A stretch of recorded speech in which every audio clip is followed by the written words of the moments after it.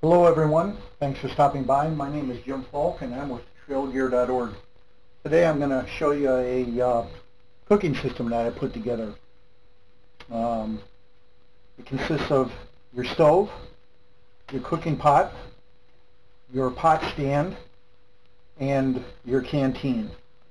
The pot and canteen are a nested unit, so the canteen sits inside the pot. And you can get the pot at like Army, Navy surplus stores. It's military issue, so it works fine for it. Holding it all together is an elastic strap that I purchased at Walmart, and the strap is actually designed for those large water bottles, but I improvised to use with this setup to hold everything together. Strap's made out of elastic and nylon, so it's pretty heavy duty. It will definitely take a lot of abuse. And I'm going to take it apart and show you the components. Okay, here's all the pieces parts that are used to hold the system together. You have your elastic strap that holds all the units together.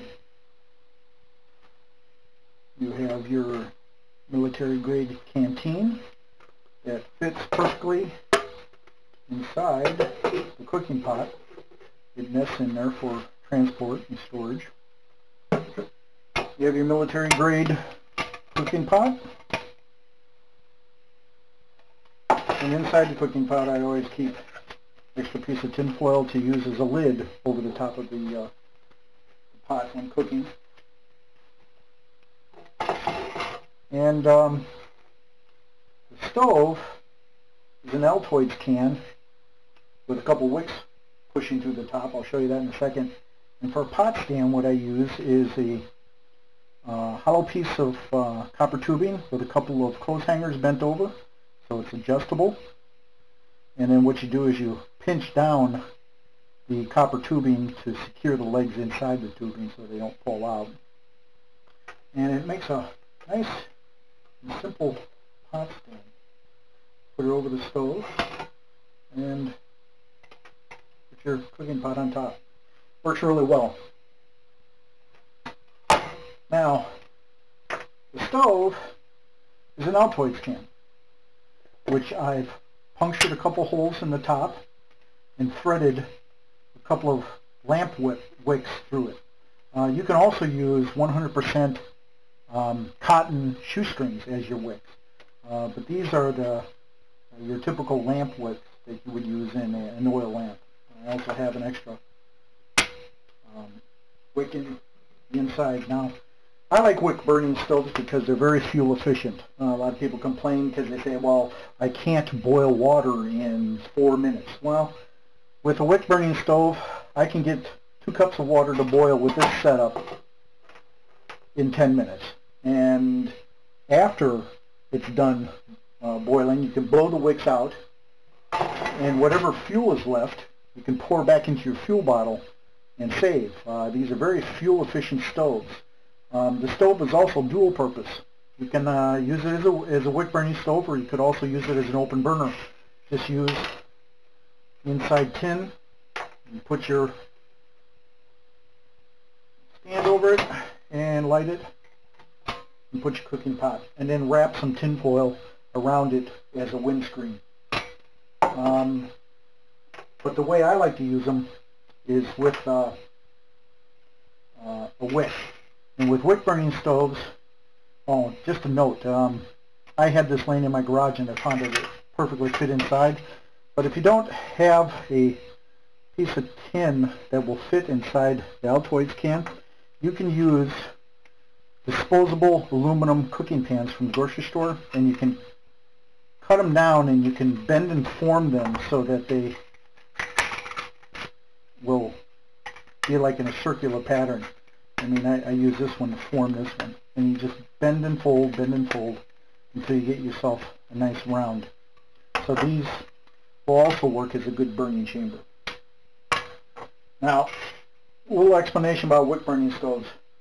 Wick burning stoves, you do not want the fuel in your burning chamber to boil. And the way to eliminate that is to keep it cool in a pool of water. So what you do is you take water and fill this portion of the Altoids can about halfway full. Take 2 tablespoons of denatured alcohol and pour them in your burning chamber. Set the burning chamber inside.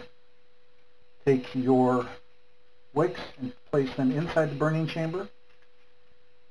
And what happens is the water around the burning chamber keeps the burning chamber cool enough that it will not allow the denatured alcohol to boil. And that is what you want to do with wick burning stoves. So basically place your wicks inside the burning chamber. Now let this sit for about a minute or so for the alcohol to be absorbed up into the wick before you light it. Or you can take a little extra denatured alcohol and put just a drop on each wick to prime it. Then light them. Place your hot stand over the top. And what I like to do is take the aluminum foil and form it so it makes a nice lid over the cooking pot. Light your stove, place your cooking pot over the top, and in about 10 minutes you have 2 cups of boiling water.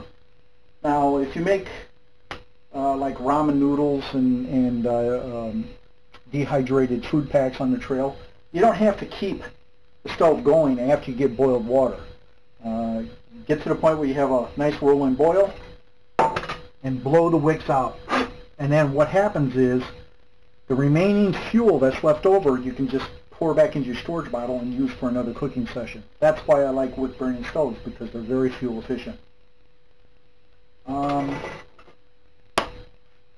I hope you enjoyed this video. Thank you for stopping by, and have a good day.